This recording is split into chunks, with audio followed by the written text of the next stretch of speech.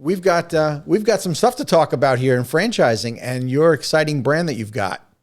Oh, it's my pleasure. I mean, whatever we can share here together, it's going to be a fun game that we're going to play here today. I think so. You know, my whole point of doing this podcast is we like to learn from each other in franchising. We all come from different backgrounds. We all have different concepts, but there are similarities in franchising. And what I really like about your brand is, again, you're going to bring a different flavor to the show in that I haven't had anybody in the asbestos and mold laboratory business. It is unique. It's not your typical, food or retail concept. So why don't we talk a little bit about how you even got started in this business?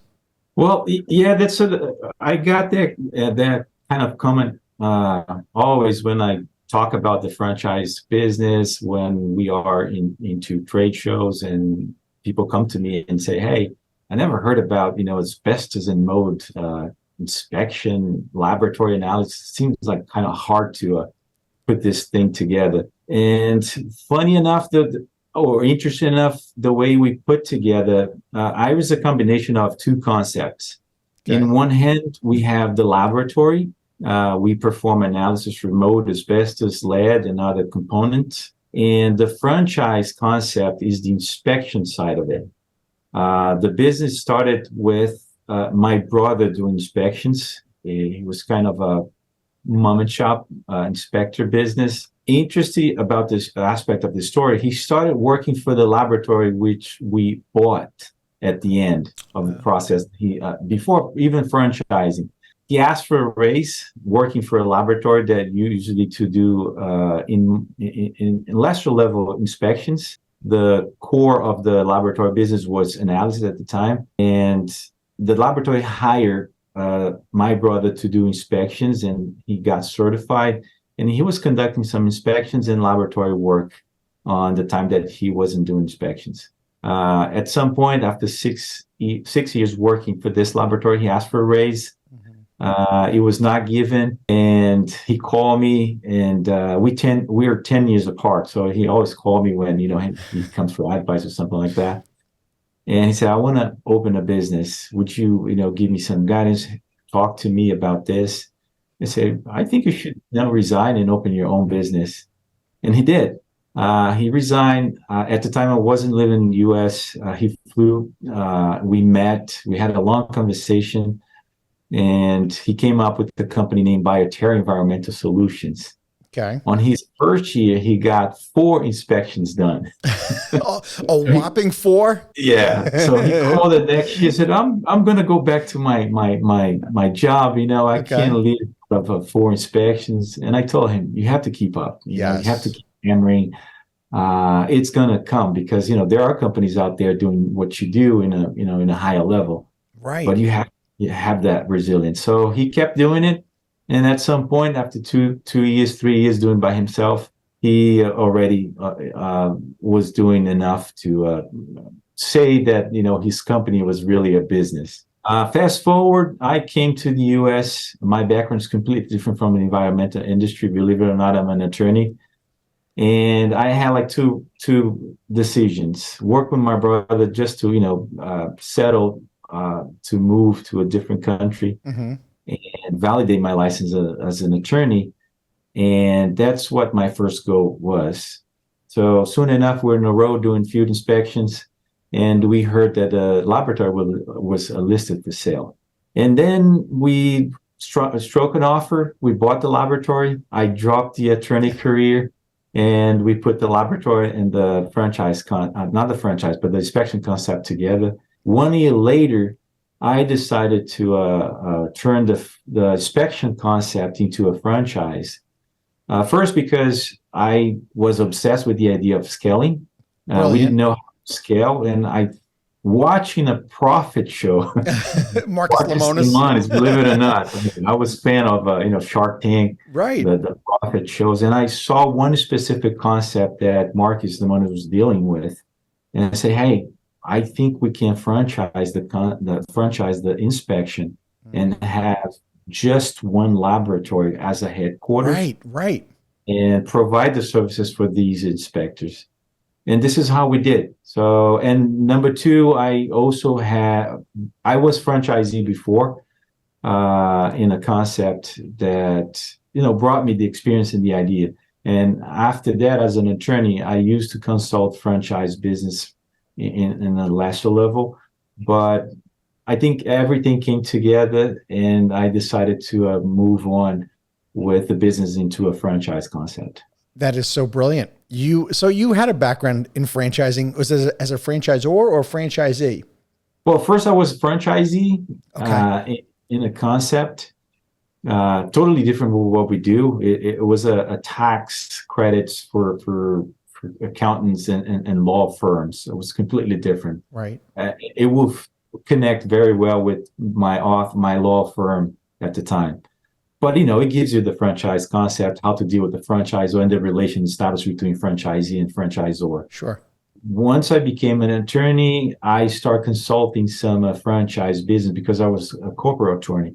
And then I had as a client, franchisors on board with, few cases that we worked together, relations between franchisee and franchisor. With that, I would say not great experience and background in franchise. I came up with the idea of open and transform the business per se into a franchise with that. That was so smart. Before we get too far down our interview here, I just want to point out to the audience that some of the best franchise opportunities out there are the most unsexy businesses out there. Wouldn't you agree? Yeah, I agree with that. I really do. And let's face it, asbestos and mold inspection doesn't sound like an exciting franchise for somebody to actually operate, but the opportunities that are out there are crazy. Not only because they're not very attractive, so people are not really in tune. And that it's when you have to deliver the message in more consolidated way. Mm-hmm. You have to really resonate what is to be an asbestos and mold inspector. But also the competition is not well established. The asbestos and mold industry is still in development. You have different inspection businesses and concepts that is really well established. For example, home inspections, mm-hmm. It's already saturated. And environmental services like asbestos and mold is still not well developed. So we have really an opportunity there. Absolutely. Rod, some of my favorite businesses are in fragmented industries that are not well formed. And it sounds like this is really one of them. This is the one. Yeah, for sure. So you go into franchising in 2016. Yes. Where are you guys based out of? We're based in New Jersey. Okay, in New Jersey. And are you looking to franchise nationwide, or have you started regionally? Tell me about what your franchise focus has been on expansion. Yeah, that's a good question. We are on the border of New York. So our first experience statewide was, of course, with New York. Mm-hmm. We're also licensed in New York as a laboratory. And before we become a franchise, we received samples from different states. So we established some small clients from other states. In terms of franchise, when we started, we already had the idea to go nationwide. So we formed the franchise, we established a marketing plan, and soon enough, we're just running ads everywhere. So today we offer franchise in 39 states. Wow, that's great. So I know this probably sounds, self-explanatory, but I would love for you to share with me and the audience exactly what the role is of your franchisee. The role of the franchisee? Yeah, tell me what exactly, right. So what is the role of the franchisee? What does he or she do? I know obviously after they do the inspection, they're submitting to the laboratory, right? I want to hear what their role is and who their customers are. Let's get into that a little bit. Yeah, so a franchisee, we are oriented in the construction industry. Mm-hmm. Basically, in a few percentage, I would say 12% will be related with health concern. This franchisee will get leads, and these customers, they need home modeling and they need to get permit. So usually the municipality asks for an asbestos inspector done prior. You can't conduct a remodel, start remodeling on your basement or any part of your property if you don't tell the town that you have asbestos or not in the house. But I say house, but we do commercial, industrial, residential jobs. I mean, we don't have that kind of specific profile, just homeowners. our business is B2B 50% and B2C. So the typical franchisee will conduct mold inspections for, flood, moisture, house leaking, any kind of moisture intrusion, water intrusion. For asbestos, anything deals with remodeling, and of course, health concerns. Sometimes, the husband is dealing with a floor tile in the basement, and all of a sudden somebody look in the internet and say, "Oh my God, you're dealing with floor tiles. There's asbestos on it." We stopped everything. They call, and this is the time that we get inspection done. So we collect the samples. The franchisee will collect the samples, drop it in our laboratory. We provide a asbestos report, and we'll tell you if there's asbestos or not. For mold, we look into water intrusion, and we also look if we have air quality compromised. Okay. Is the franchisee involved in any sort of mold remediation then if it does come back positive for mold?